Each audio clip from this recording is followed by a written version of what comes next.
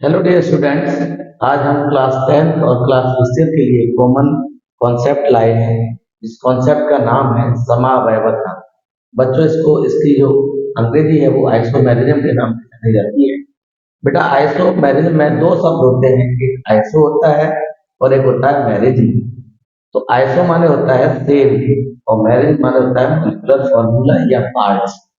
तो सेम का अर्थ होता है बच्चों समान, और मॉलिक्यूलर फॉर्मूले का अर्थ होता है अर्धसूत्र या भाग। तो इसका जो मीनिंग निकल के आया वो समान अर्धसूत्र या समान भाग होता है। तो इसकी जो परिभाषा है, वे यौगिक जिनके अणुसूत्र समान होते हैं किंतु संरचना सूत्र असमान होते हैं, आपस में समावयवी कहलाते हैं। तथा इनका यह जो गुण होता है बच्चों, ऐसा करने का जो गुण होता है उसको हम समावयवता कहते हैं, मीन्स आइसोमेरिज्म कहते हैं। प्यारे बच्चों, हम इसको एक आपको बेहतरीन एग्जाम्पल से इसको समझाना चाहते हैं। मान लिया कि अणुसूत्र C2H6O है। ये अणुसूत्र है हमारे पास किसी यौगिक का। तो बच्चों, इस यौगिक से, इस अणुसूत्र से दो यौगिकों का निर्माण होता है। पहला है बच्चों C2H5OH और दूसरा होता है बेटा CH3OCH3। मेरे बच्चों, ये इसका नाम है इथाइल अल्कोहल। इथाइल अल्कोहल बेटा, इसका आईपीएसी नाम एथेनॉल भी होता है, इसे एथेनॉल भी कहा जाता है।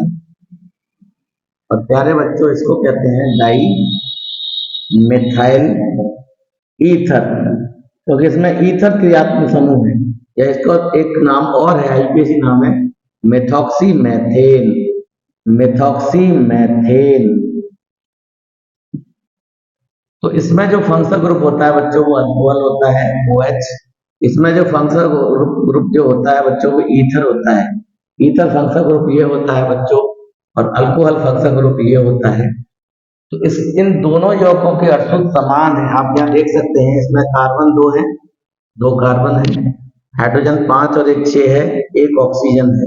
इधर बच्चों 1 और 1 2 कार्बन इसमें भी है, 3 और 3 6 हाइड्रोजन इसमें भी है, 1 ऑक्सीजन है। तो इस यौगिक का और इस यौगिक का अणुसूत्र समान है, लेकिन इसकी स्ट्रक्चर और इसकी स्ट्रक्चर दोनों डिफर होंगी। मैं स्ट्रक्चर आपको अभी ड्रॉ करके दिखाता हूँ। 2 कार्बन है बच्चों, हमने 2 कार्बन लगा दिए। अब हमें हाइड्रोजन कितने सेट करने हैं? एक तो OH लगाना ही है बच्चों। अब अपने आप 5 हाइड्रोजन आप यहाँ सेट कर सकते हैं। 5 ही कार्बन की वैलेंसी यहाँ, 3 इसकी वैलेंसी फ्री है, 2 इसकी है। ये इसकी स्ट्रक्चर होगी बच्चों। बेटा, यहाँ भी O के दोनों साइड में एक एक कार्बन है।